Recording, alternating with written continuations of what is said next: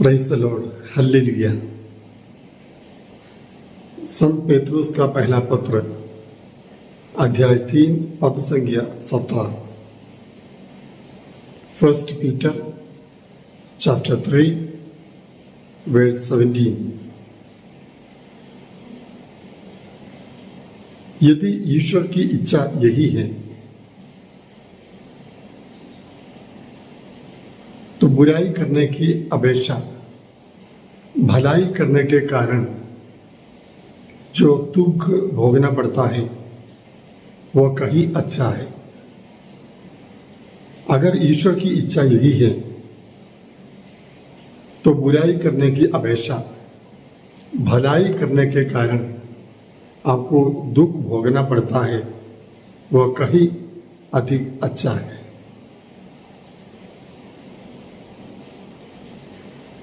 दुखों को किस प्रकार एक व्यक्ति एक विश्वास से स्वीकार करना चाहिए।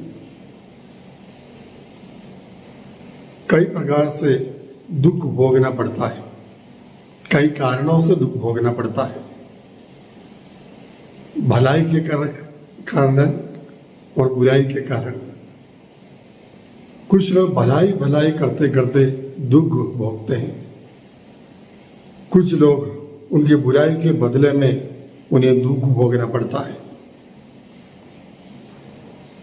जो भी हो, दुख भोग एक हकीकत है मनुष्य के जीवन में।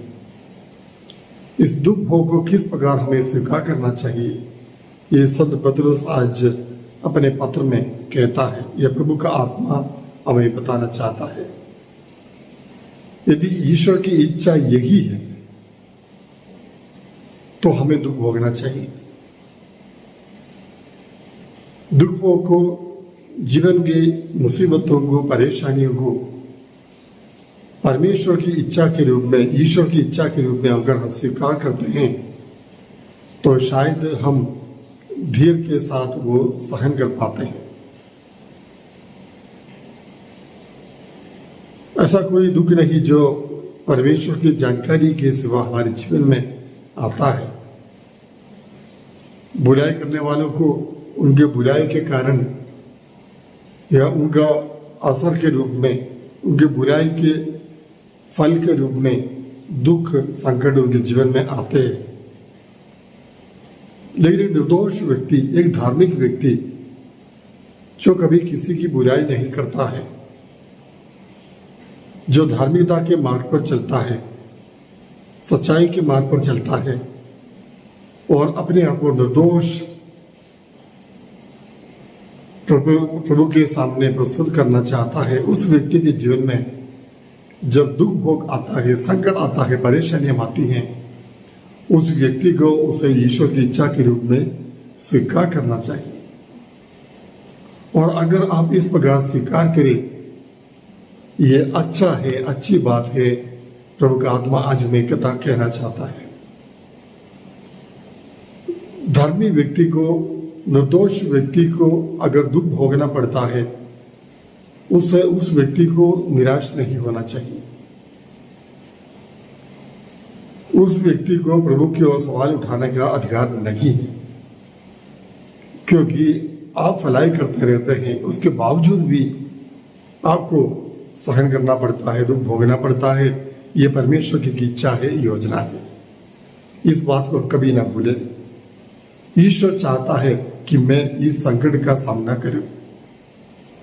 प्रभु चाहता है कि मेरे जीवन में ये बीमारी आए, और परमेश्वर चाहता है कि मुझे इन मुसीबतों का सामना करना पड़ता है। तो परमेश्वर की इच्छा के रूप में अगर हम इसे स्वीकार करें तो हम सहन कर पाते हैं, हमारे धीर उत्पन्न होता है।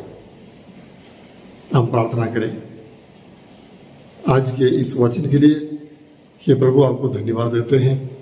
हम भी अक्सर भलाई करते करते दुख भोगते रहते हैं प्रभु। हाँ प्रभु, आपकी इच्छा के रूप में स्वीकार करने के लिए हमें कृपा प्रदान कीजिए। किसी मनुष्य के कारण नहीं, किसी व्यक्ति के कारण नहीं, बल्कि प्रभु